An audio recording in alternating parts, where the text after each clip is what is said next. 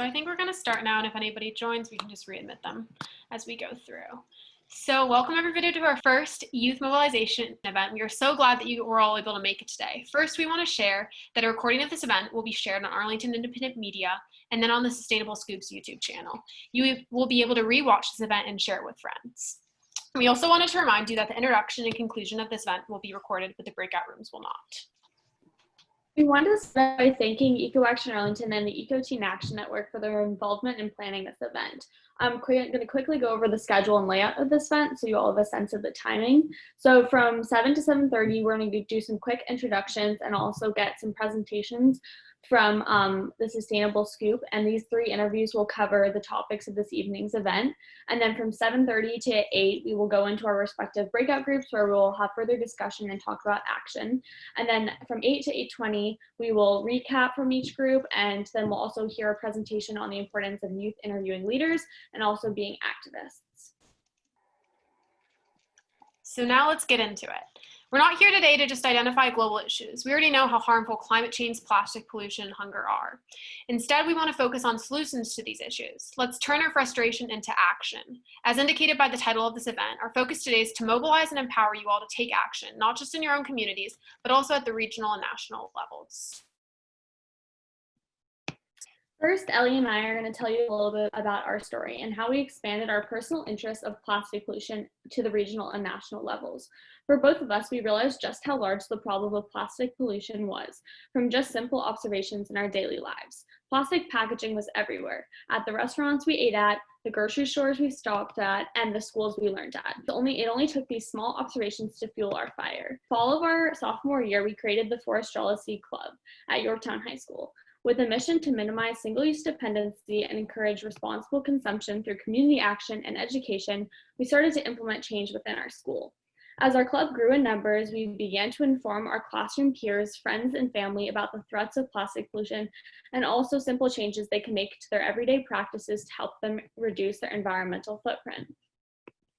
However, we wanted to reach a larger audience and start implementing changes at a more regional level. So we fostered a connection with Eco Action Arlington, an environmental volunteer and advocacy organization here in Arlington.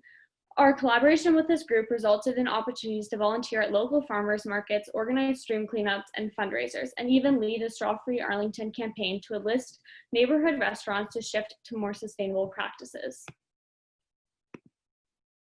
While we were excited that our presence in Arlington was starting to influence the community to reconsider their demand for single-use items, we were still searching for a way to expand beyond our county and take action on a more global level. We were connected with the Global Collab and quickly realized that our club efforts aligned with those of the Eco Teen Action Network. For those of you who are not familiar with the Eco Teen Action Network, it is a collaboration between the Global Collab Network and the Smithsonian Earth Optimism program in an effort to empower teens locally and globally to address the United Nations Sustainable Development Goals and achieve Earth optimism. We started to attend these virtual teen-led gatherings and were also connected with adult mentors to act and promote positive solutions to help make this world a better place. By joining this network, it truly opened doors to so many opportunities. From working on the reusable takeout container program at Amazon's new headquarters, to presenting at the EPA Recycling and Innovations Fair, to helping empower a group of teens in Nigeria to take action in their own communities, to speaking at an event called the Smithsonian Earth Optimism Summit, we're able to reach the global audience we sought. With that being said, these are only a few of the many opportunities and action items we have been able to take part in. And for the remainder of this event, we will continue to highlight the ways you can take action on your personal, local, and global levels. As we built our networks and started our club projects, mentorship was key. Our first mentors were, of course, our parents, then our teachers. But as we grew and developed our own interests, we had the opportunity to meet people who became part of our networks. Miriam Janari is one of our many mentors of the Eco Teen Action Network. For the past 10 years, her segment, The Sustainable Scoop, has interviewed industry leaders, government officials, and most importantly, organizations and activists like the guests we will feature today. Today, we are announcing that the Sustainable Scoop program is transitioning to promote young leaders like the ones you'll meet today to become mentors. Perhaps one of you in today's program will be ready to sit in the interviewer's chair and ask the tough questions, investigate the details, and promote initiatives to address plastic pollution, hunger, and climate change. The goal is not to have this program exist for one moment in time, but Rather, to engage and inform you so that you can make impacts locally, regionally, nationally, and globally related to sustainability. To start off the conversations, we will be listening to 3 presentations that will cover the topics of this evening. So first off, you'll hear from Lara Ilao. Not only is she a mentor of the Eco Teen Action Network's Plastics Hub, but she is also the founder of Plastic Tree, which is a climate-positive waste management company based in DC. They are launching an experimental pilot collection to treat reusable packaging as a separate curbside collection. They hope to restructure our waste hierarchy to prioritize reuse over recycling, reduce the production of new materials, and eventually create a closed-loop circular economy for existing packaging.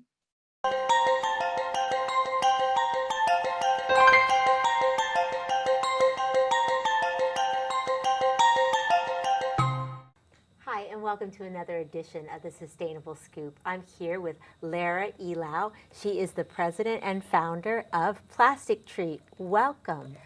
Hi, Miriam. Thank you for having me. It's an honor to be here. It's my honor. You are an innovator in our area. And so I just want to jump right in. Tell us what Plastic Tree is so nobody gets confused. Okay. Plastic Tree is a climate positive waste management company. We are launching an experimental pilot to collect items that can be reused, packaging that's reusable. So let me just give people an example of this Plastic Tree. It's things like glass, and it's things like these wonderful containers that can't be recycled, but certainly reused. And this big bin here, this could end up in the recycling bin or perhaps in the trash. But what does Plastic Tree want to do with these things? So Plastic Tree's core mission is to divert waste from the landfill, but to do so in a way that also offsets the production of more material. Recycling is great, but when we recycle often, especially with plastic, virgin material is added. And we came up with this idea that, there's inherent value in a lot of packaging. Oh, absolutely. And absolutely. Why are we throwing things away after one use, or even recycling things after one use? It's almost the same thing. You're losing that actual value. Well, and recycling in this country is a mess. And so what some people used to be able to recycle, they can't. In a lot of situations, people don't want food service recycling, even if it is still durable. And what's amazing is not only do you recognize this and you care enough to take action, but there are a lot of people that are very interested in your work, especially in Washington, D.C. Tell us about that. Yes, well, I think one of our inspirations for doing this was, how do we bring zero waste to the mass market? Everybody wants it, right? Zero waste. Exactly, and right now, zero waste means bringing things with you, carrying things around, and that's fine. But what happens if you're someone who forgets to do things, or you have a million things on your plate? We wanted to create a system where materials and packaging can get reused easier than it is right now.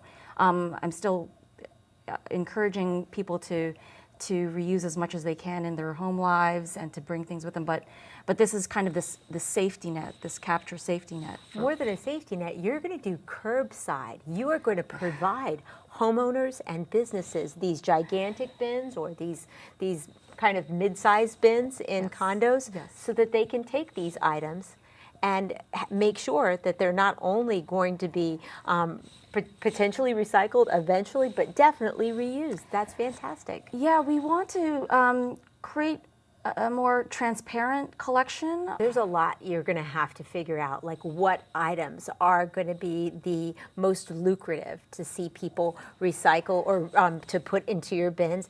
And then you're going to need to find a secondary market. We're treating the first 6 months almost as a pilot collection. Okay. We want to find out what comes back to us. We're going to give this instruction to homeowners and to people. Put what you think can be reused or refilled as is, undamaged packaging that can be reused for its original intent and design. Not repurposed. We're not trying to take a detergent bottle and turn it into a planter. We're trying to say, can this be reused for what it's meant to be reused for. Waste costs money. It is not free. Out of sight, it is not out of mind anymore. It is a major issue in this country. A lot of people are thinking about revitalizing our recycling program. A lot of people believe that the best thing to do is go zero waste, and yet we end up with this packaging in our businesses, in our homes, every single day. So I applaud you and your team for what you're doing. How do people find out more and potentially sign on to your program? You could visit our website, plastictree.com, or send me an email. It's also available on the website. But yes, we just want to get the word out on our service. We want to establish reuse. We say reuse, reduce, reuse, recycle, and we want to actually put action to that. We want to treat reuse as its own separate collection. We think there's a lot we can do with collecting things intact and using things and recapturing their original value. All right, so in the plastics room, we will talk further about solutions to plastic pollution, but now let's turn our attention to organics, which also holds tremendous potential for jobs, reduced emissions, and above all, a healthy planet. Brenda Platt directs ILSR's Composting for Community project, which is advancing locally based composting. She has worked 33 years fighting trash burners and promoting waste reduction, reuse, recycling, and composting, particularly recycling-based jobs. Additionally, she is the author of Beyond 40%, record-setting recycling and composting programs, and the US EPA's Cutting the Waste Stream in Half. She has a BS degree in mechanical engineering from George Washington University, is a member of the US Composting Council and its Environmental and Legislative Affairs Committee. She has also mentored an award-winning young activist club that successfully got styrofoam out of schools and restaurants.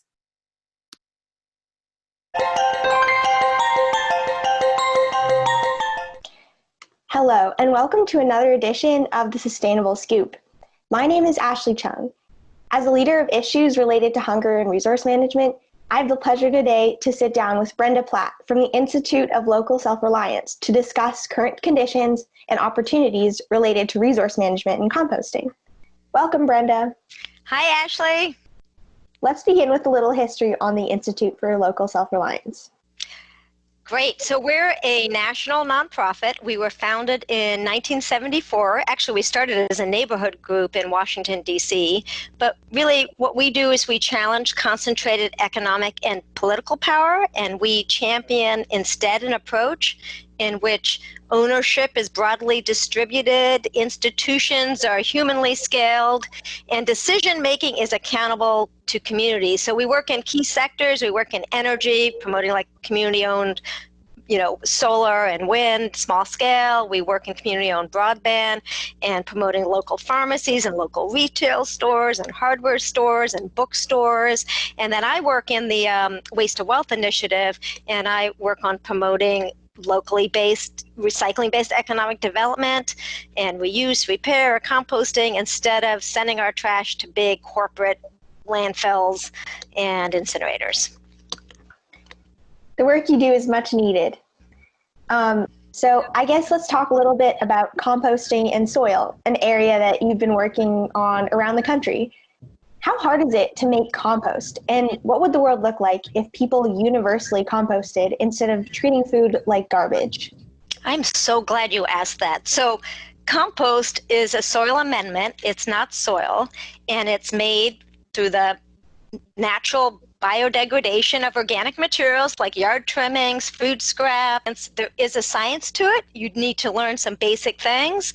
You need to learn one of the primary keys is learning how important air and oxygen is. It's an aerobic process. It's when it goes anaerobic without oxygen that you have odors and issues and public nuisances. So if you know how to do it, you need to pay attention to water, moisture, the balance of materials, your recipe, what not to put in, leftover cooked foods, because that can attract unwanted critters like rodents, which are a big issue in our area and in lots of urban areas. But and one of the things I love about composting is that it can be small scale, like a worm bin in a classroom or in your apartment, or a hot composting bin in your backyard, but it can be large scale too, industrial sites, and literally everything in between. So if you're a university, or a retreat center or a camp, you can be composting on site. The benefits to the climate are tremendous. Food waste is one of the biggest contributors to climate destruction and greenhouse gas production, from waste on the field all the way to, when we set out food waste at the curb. So when rotting food waste ends up in a landfill, it contributes to methane emissions, which are really potent greenhouse gas. And when we burn food waste in a trash incinerator, it also produces greenhouse gases continuously. But when you produce this rich organic matter and you add it to the soil, it stores carbon in the soil. It draws down carbon from the atmosphere and stores it. So it's a carbon, what we call sink, a carbon sink. So it is so amazing, this black gold, and we need to do more of it.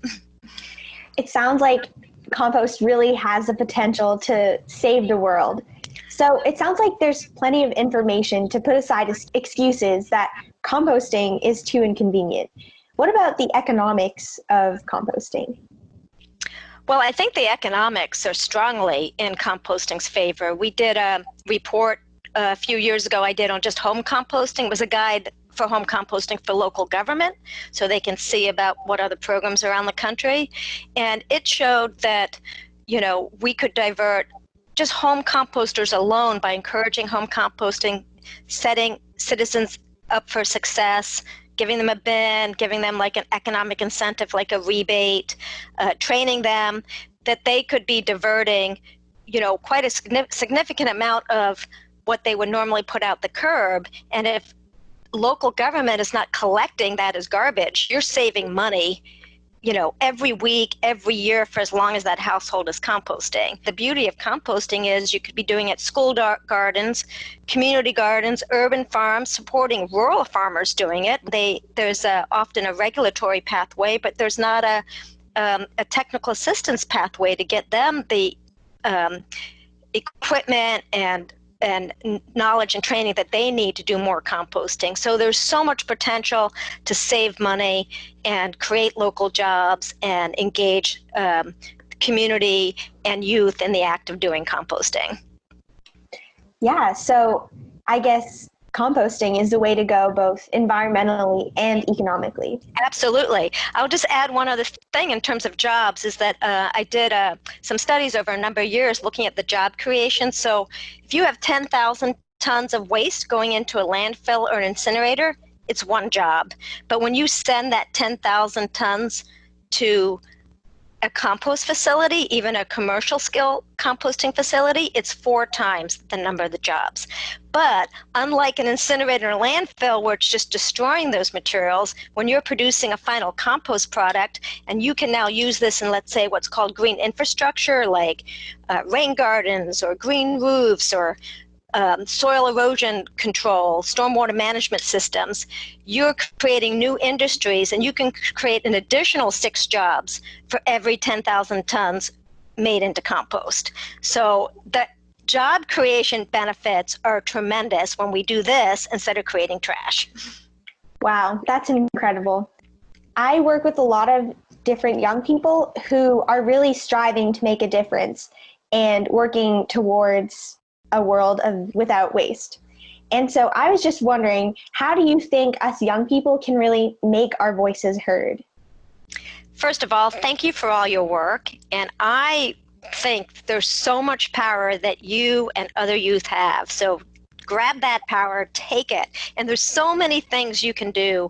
So, you can change your own behaviors, but, if you're an activist, don't be afraid to directly contact your city council, find an issue you want to work on. I advocate finding a local issue where you can really have impact and change things in your local community. So contact your local elected officials, protest, use social media. So just don't be afraid to work on something you care about. I think composting is one of the ways that's easy that we can all do in our community, or at least advocate for it. Wow. So it sounds like there's a lot of big and small ways that I can change in my everyday life that will actually make a difference. Absolutely. Yeah. So if they want to learn more or they have any questions, how can people get in touch with you? Well, our website is a good way. It's ilsr.org for Institute for Local Self-Reliance, ilsr.org, and you can click on our initiatives. You'll get to the composting pages. We have a lot of resources. So we have the free webinar on how to compost at home. You can find that there. So that's one good source. Go to our website. Thanks so much. It's wonderful to know that composting holds so much potential and can be implemented so easily. This leads us to the big picture issue that for many of us is almost too frightening to imagine the solution to: climate change. Though this segment focuses on Virginia, the Green New Deal is a concept that has swept the country and is likely being discussed in your local communities as well. Now let's hear from two experts who have more to share about climate change. First up, we have Campblin, who is the co-director of Green New Deal Virginia Coalition and the Environment and Climate Justice Chair for the Virginia State Conference NAACP. Karen supports communities in addressing environmental injustices, promotes efforts to improve quality of life and health, and advocates for transformative policy and program changes. She's also the co-chair of Transportation for the Virginia Sierra Club and believes addressing greenhouse gas emissions from transportation is crucial to building a sustainable and equity in communities. We also have Jonathan Sokolow, who is an attorney, writer, and activist, and also serves as the vice president of the Green New Deal Virginia. He has spent more than 30 years as an attorney to the trade union movement. In recent years, Jonathan has worked to organize state and national opposition to environmental racism in Virginia and to stop the Atlantic Coast and Mountain Valley pipelines. His writing on the environment, environmental racism, and politics can be found on Blue Virginia, The Medium, Virginia Mercury, and the Huffington Post.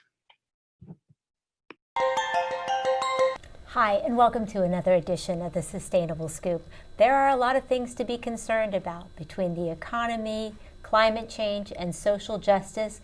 We need thought leaders to help us work through these problems. But here in Virginia, there is an entire coalition called the Green New Deal that is working to bring these issues to the forefront. And their leaders are here with me today, Campblin and John Sokolow. Welcome. Thank you. Thank you for having us. Well, let's just help people understand what this grassroots coalition, the Green New Deal, is. Can you tell me a little bit about it, Karen? Oh, yes, definitely. The Green New Deal Virginia Coalition is a coalition that started about a year ago. And our common goal is to combat climate change and inequities.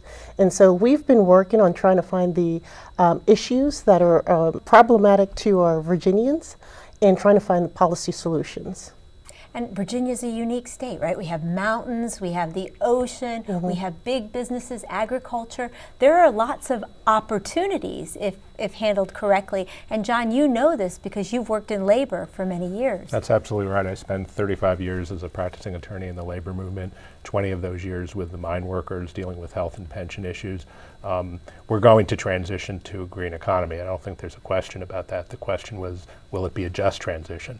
I think of this very much as, and this is why I'm excited about the Green New Deal. 100 years ago, we had a transition from the horse and buggy industry to the auto industry. And the question then is, the question is now is not, was it going to happen? It did happen. It will happen. The question is, will we protect workers in the process? Will we protect communities in the process? Will we build a strong economy? Just as was done then, the middle class was born out of the transition to auto, steel. Those were unionized industries. We need to have the same for green energy. So I'm excited because the Green New Deal really brings these concepts together of environmental justice, the climate emergency, and economic justice all into one package. And again, opportunity if we work together. And I think that's one of the really beautiful things about this grassroots movement that has happened in every corner and facet of Virginia community and politics. How did you bring these groups together and get their voice and create this common message? Yes, definitely. So what John had just mentioned, we've got a range of different issues that are impacting us, right? We've got the climate change issues, we've got social justice issues, we've got the economy, and we've got, labor protection issues.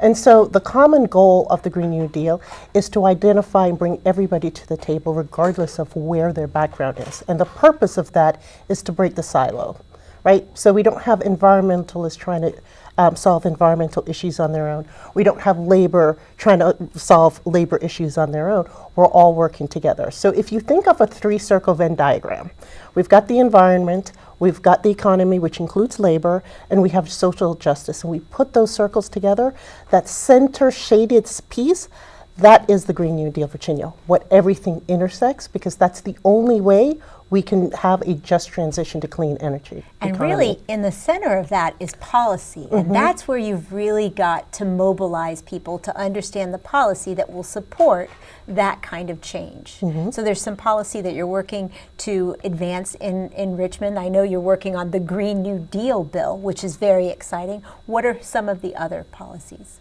Well, of course, as you know, transportation is the largest contributor to greenhouse gas emissions in Virginia, 46%. So we have a transportation bill, House Bill 585, for instance, that is encouraging municipalities, cities and towns over 20,000, and counties over 100,000 people to incorporate transit-oriented development strategies as part of their transportation plan. And what this will result in is a really comprehensive and robust transportation system that provides a diverse and affordable transit options, whether it be by car, by walking, by bike. We need to make sure that everybody has an opportunity to get from point A to point B efficiently and safely. And affordably. And affordably. Affordably, right? Absolutely. And then some of the initiatives on renewable energy, I think, are the most exciting and most aggressive because they'll touch communities and provide real investment. Absolutely. I mean, the Green New Deal Act, which is House Bill 77 in the Virginia General Assembly, calls for 100% clean energy by 2036. It calls for transition in housing, weatherization, insulation, those sort of things to cut our use of energy. Energy efficiency is one of the best ways to transition to a green economy by using less energy. All of these things are essential. Karen mentioned transportation, but we need to do it in a way that's just, that protects communities. Communities of color in particular have been historically more impacted by polluting facilities. You can go to any city in America and see where the landfills are, where the highways are, where the compressor stations are, where the gas plants are. They're disproportionately in communities of color. So when we talk about a just transition, we have to talk about helping those communities first and foremost. And what's really wonderful is it's a bipartisan group. It's labor, it's business, it's citizen groups. And really, there's a lot of young people getting involved. So what do you want to say to the young people about the Green New Deal and the opportunities it presents to them? I would love to say thank you for what you've been doing. They're a very vocal group, and we could not be where we are without the young voices. But also, as John mentioned, House Bill 77, that's our flagship bill for the Green New Deal Coalition. And not only does it talk about renewables, but it also asks for a climate action plan by 2022, which is a coordinated statewide effort in combating climate issues, climate change issues, as well as environmental justice protections. So we're going to wrap up now, but I know that you've got a strong mailing list. You've got messages going out to people, so you're not bombarding them, but at the same time, you're giving them the information they need. So how do they get in touch with you? Oh, that's a great question. We've got a Facebook page at Green New Deal Virginia, and we also have a website, www.greennewdealva.com. I want to thank you viewers for watching this edition of the Sustainable Scoop. Stay engaged. Okay, so enough listening, now it is time for action. I'll quickly introduce the team leaders facilitating the conversations in each breakout room, if you guys just want to wave to the camera. So first we have Karithika and Annabelle in the plastics room. And then we have Sydney and Ashley in the hunger room. And finally, Marika and Ava in the climate change room. For those of you who are torn between two rooms, don't worry. When we come back together after the breakout rooms, we will discuss what each room talked about, and then after the meeting, we will send out the action items from each room to everybody. We will now take about the next 3 minutes to break everyone up into their breakout rooms.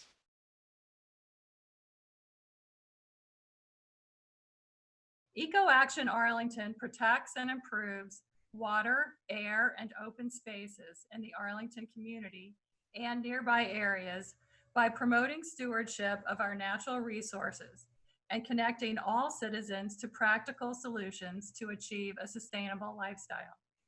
I invite you to become a member of Eco Action Arlington for only $35 and to attend a members-only digital social event on July 28th. Members and non-members alike are invited to plant a tree through the Tree Canopy Fund by applying before June 29th. The opportunity reoccurs every 6 months. Everyone is invited to apply for the fall class of Energy Masters by September 15th. The award-winning Energy Masters program promotes a more efficient and sustainable community by training volunteers in energy efficiency and water conservation techniques and improving the homes of families living in affordable housing apartment buildings. Thank you. And again, thank you to all of our amazing co-sponsors. We wanted to acknowledge that Arlington Independent Media will be rebroadcasting this. So please go to their website and see the rebroadcast and share that information with others who might have missed tonight's forum.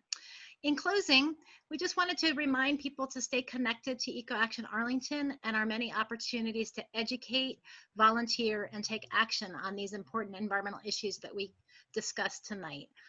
We're looking forward to the opportunity to do some actual service in Arlington this fall with the International Coastal Cleanup that's going to be taking place on September 12th. And we'll be offering small cohorts the opportunity to social distance and improve our local streams and waterways, which has been the core of our work since we were founded in 1978. We'll also be continuing to promote a lot of educational opportunities and ways that you can help us with these important commitments that we all need to do, as we discussed, to keep Arlington the sustainable community we want to do. Lastly, we wanted to mention that we are taking action on the plastic bag tax that was mentioned tonight, and we have a petition available on our website that we'll be sending out to everybody who's registered for this program. So please help us in joining to ask the Arlington County to enact the plastic bag tax. Have a great evening. Hi, I'm Miriam Gennari. Like most women today, I'm always on the go. As a mother, I'm cautious, knowing everything I do is seen through the eyes of my children. I host a weekly news show about environmental issues. If you're concerned about ecological issues in Arlington that affect your life, you'll want to watch the Sustainable Scoop. I thought I was a pretty good recycler, yet I was overwhelmed by all the packaging used in a day, from wine deliveries to takeout containers. It's hard to avoid. Thankfully, recycling most items is pretty easy, except one: expanded polystyrene, commonly known as styrofoam. Bottles, cardboard, and glass can all be recycled in my community's single stream program. Items are collected, sorted, and eventually baled for use in the robust secondary market that generates a whopping $90 billion annually. So why can't I recycle styrofoam? There's so much of it. By some estimates, 30% of landfill space is styrofoam. And when littered, it breaks apart into little tiny pieces that are near impossible to recover. And there are health concerns too. It is possible for tiny amounts of styrene to leach out of styrofoam and into food. High heat can increase the possibility of leaching. I was confused and overwhelmed by the problem, and definitely concerned. One thing I realized: no one is able to agree on how to get rid of it. Expanded polystyrene products, they are recyclable. Mostly not recyclable. All this is recyclable. There is no way you can environmentally get rid of polystyrene foam. Kind of a nuisance. If you see it on it doesn't go away. It doesn't biodegrade. Most of it is not recyclable. When I was a child, I used to chew styrofoam. In my household, we don't use styrofoam. Styrofoam is not pleasant to look. Ban it, burn it, put it in a landfill. Or is there another answer? One we can all live with? I reached out for the easy answer and fell head first into what became a passion and an obsession. I'm not sure how I got here or where the path will lead. Please join me on my journey as I cautiously read between the lines, because just like styrofoam, I'm not going away.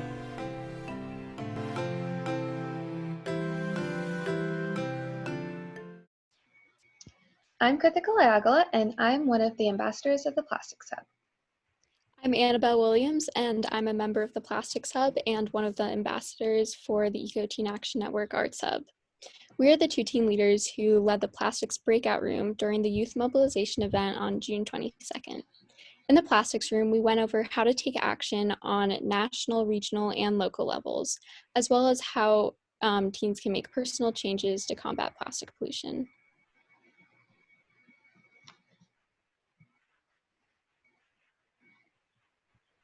For the national level, we focused on holding large corporations accountable for the plastic waste they generate by recommending teens ways they could combat the plastic waste that large corporations make.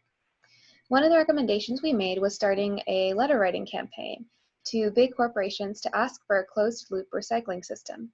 Another way that we recommended teens could help out was to lobby for national bills by phoning into their state representative offices and encouraging them to sign on to a particularly helpful bill.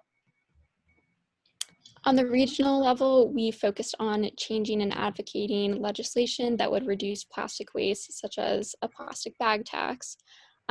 So we discussed ways to lobby to state level representatives and how to start petitions. For an example of this, we showed them the Arlington plastic bag tax petition, which would enact a plastic bag tax in Arlington. And we also encouraged them to sign on to it to show their support. For the local level, we went over ways on how teens can help in their schools, neighborhoods, and their households. In school, we recommended that they could join their environmental clubs and advocate for sustainable options to be used in their schools. In their neighborhoods, we recommended that they encourage their neighbors to host zero waste parties for days like July 4th. In their household, we recommended that they make sure they do not use single-use plastics. Next, we talked about how to give a powerful speech and how to lobby. If teens choose to advocate for a cause, they will need to present to businesses, speak and educate civilians or fellow students, talk to potential supporters or partners, present to their HOA, communities, or schools, or lobby to their representatives. To do all of this, they need to know how to give convincing speeches and also to understand how to lobby. We shared a structure for giving speeches and also gave them tips on how to lobby to empower teens to advocate effectively. We emphasized to the teens that after today, we wanted everyone to go from being a concerned citizen to an activist. A concerned citizen is one who might go to the grocery store and be concerned about the amount of plastic used as packaging and the amount of plastic bags and produce bags that go to waste. However, a concerned citizen does not act to change their or others' behavior to reduce plastic waste, as an activist would do. We shared our stories about becoming activists, and we asked everyone to share one thing they would do to reduce plastic waste in their lives or others' lives to become an activist instead of being a concerned citizen. We hope that by the end of our breakout rooms, that the teens felt empowered and prepared to become activists and work to end plastic waste. We also hope that teens will join the EcoTeen Action Network's Plastics Hub. They can get involved by visiting the teensdream.org website and clicking on the SDG hubs and choosing the Responsible Consumption and Production Dream Hub. Thank you. Hi, I'm Ashley. I'm a graduated senior from School Without Walls in Washington, D.C. And I'm Sydney Rico. I am a rising senior at Oakton High School in Virginia, and we are ambassadors of the Zero Hunger Hub. So today we're here to give you a little recap of the action items that we talked about at our workshop at the first youth mobilization event targeted towards teens in Arlington that invited teens to see how they can get involved in plastics, hunger, and climate. So to start off, I'm going to talk about what you can do individually. So first off, you can create less food waste by composting to prevent hunger. You can start gardening to provide local fresh food for your home and community. And due to regional conflict and violence, the largest humanitarian crisis in the world is happening in Yemen, placing millions in dangerous situations of starvation and disease. And so you can donate your time, resources to the cause for the alleviation of hunger, disease, and conflict in Yemen. So you can do so by making a monetary donation to UNICEF or Save the Children, or you can find out how you can take action to encourage others to do so by checking out this article called 10 Ways to Encourage People to Give More by Greater Good magazine. And lastly, for the crisis in Yemen, you can educate yourself on sustainable agriculture and food malnutrition, and how hunger affects the world, but also your community. So those are some individual actions you can take in your own life. Now we're going to take it a little bit bigger and go into your community.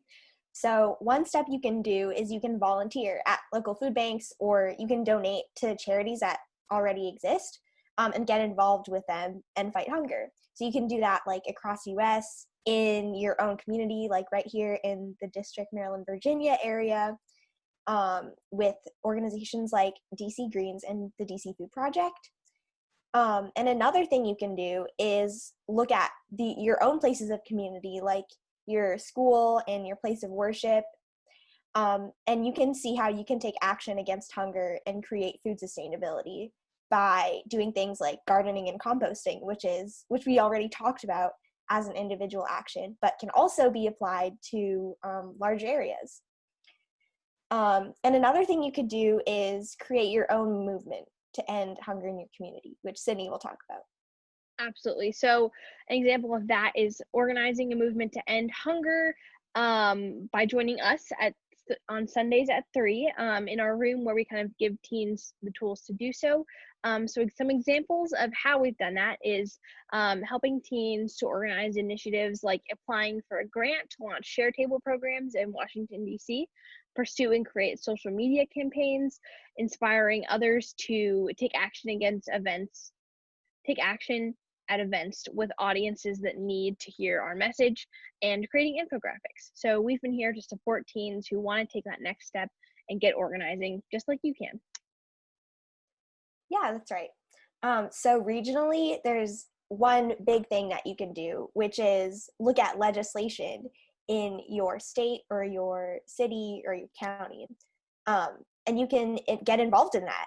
As a teen, it might be sort of intimidating to advocate for policy, but legislators will listen to you. As young people, our voice matters to government representatives because it kind of takes them by surprise that we care so much to actually go out and talk to them about it. So you can search for legislation fighting against hunger on websites like the National Conference of State Legislators, and you can find out how to fight hunger-related issues. You can also contact your state and federal legislators. You can email them, you can call them, you can sign petitions to do that and tell them to advocate for hunger ending policies. So that concludes our 3 different kinds of action you can take personally, in your community, and regionally. Me and Sydney, we want to be a resource to you, and we would love to help you with your adventures in ending hunger. We'd love to help you if you want brainstorming buddies or like advice on what to do. If you want to reach out, please email the Hunger Hub at hungerhub@globalcollab.net. Thank you for watching, and we hope you're ready to take action. The Climate Action Breakout Room highlighted 8 action-oriented items that could help concerned citizens become activists. These categories fell under the larger umbrella of national, regional, and local, and personal changes that people can make in their everyday lives to become activists. The 8 key topics that we highlighted were voting in favor of the environment, the Green New Deal and its impact, how teens can get involved with legislation, good ways to learn about climate change and why education is important, what civic engagement looks like virtually, what roadblocks we faced when getting involved and how we overcame them, why shopping sustainably is important, and how the new virtual culture affects the environment and how we can keep this up when we start to go back to work and school. The discussion in our breakout room was primarily action-oriented. We hope that our audience left the discussion with a clear and basic understanding of how to become an activist and recognition of ways to start. Something that is particularly important and relevant to our current situation in the time of COVID-19 is how we can re-immerse ourselves into our daily schedules and lives with a better understanding of our environment and how our choices impact it. Something that we went into a lot of depth about was going back to school and work efficiently. This means commuting with clean transportation, such as walking, biking, and public transportation options. A lot of areas across the globe are seeing cleaner air due to less pollution, which is a result in part of people staying home and not emitting greenhouse gases from their inefficient vehicles. When a return to normal schedules comes, we have to be careful and aware of the effects our daily choices have on our environment. We encouraged our audience to be environmentally conscious when returning to their daily lives. We also hope that our audience, which was mostly teens, will be encouraged to become activists in their own communities. Apart from partaking in the actions that we laid out in our discussion, we hope that participants will help others to do the same and raise awareness of solutions to environmental issues.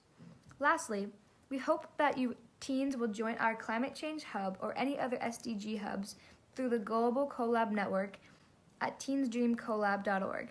Thank you for becoming an ally of the climate movement.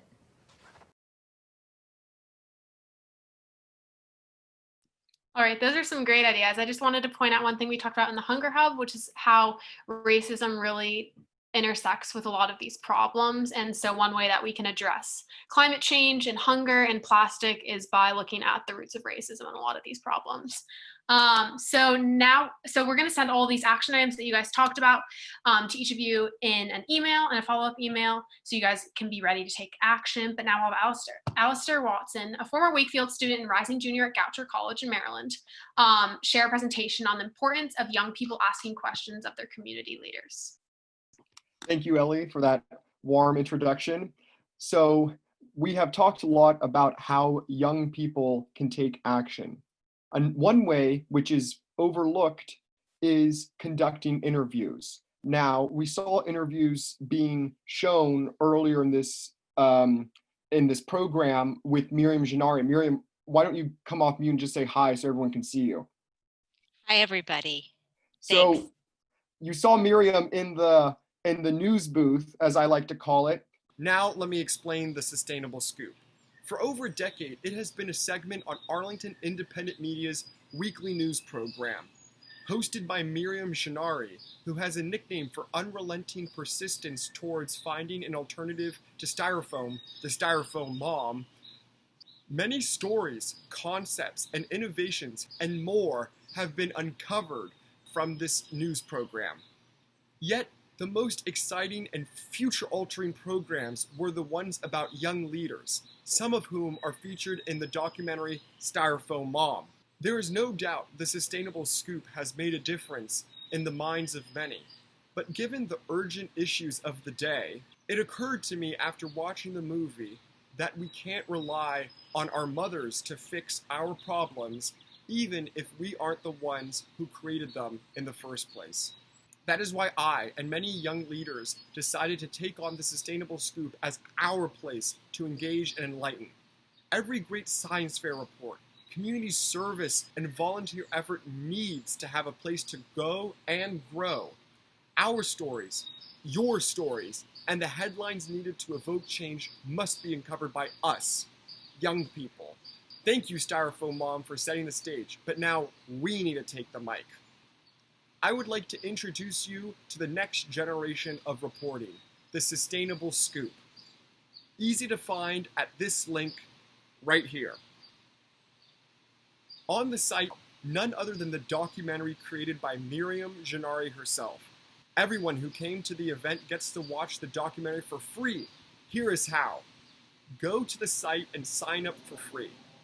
After clicking the Styrofoam Mom course, click Buy.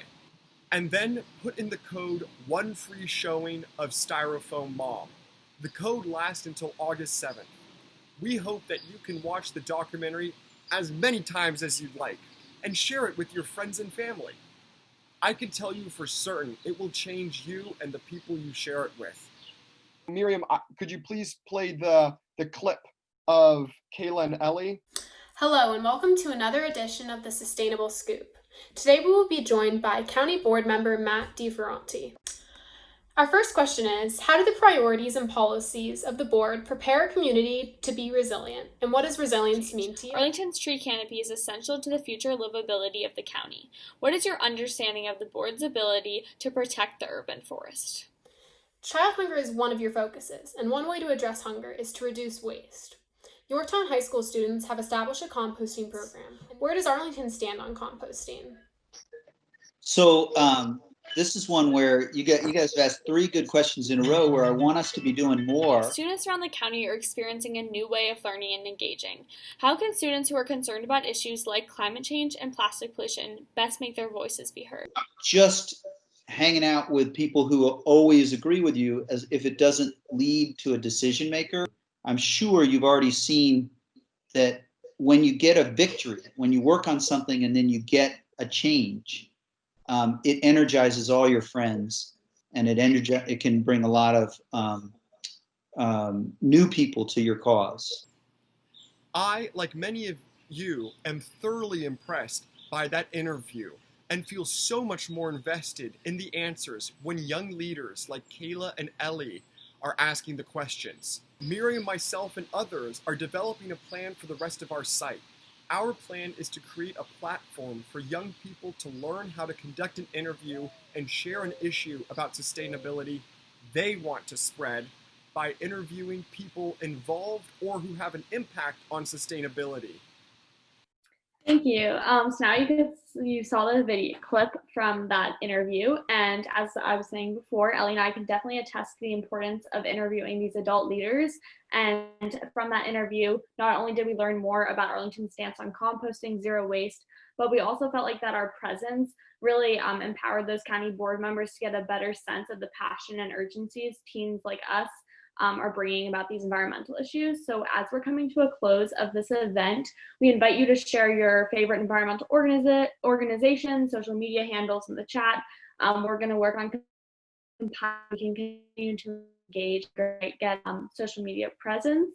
And in addition, all of us team leaders that we talked to today are also in the Eco Teen Action Network. And if you're interested in getting involved with us on the plastics, climate change, or hunger hubs, or multiple of them, we will be having a new orientation meeting on July 11th, and we will put that URL in the chat if you're interested in registering. So we want to thank Eco Action Arlington for hosting the Zoom event, as well as Arlington Independent Media and the Sustainable Scoop for putting together these interviews with environmental leaders.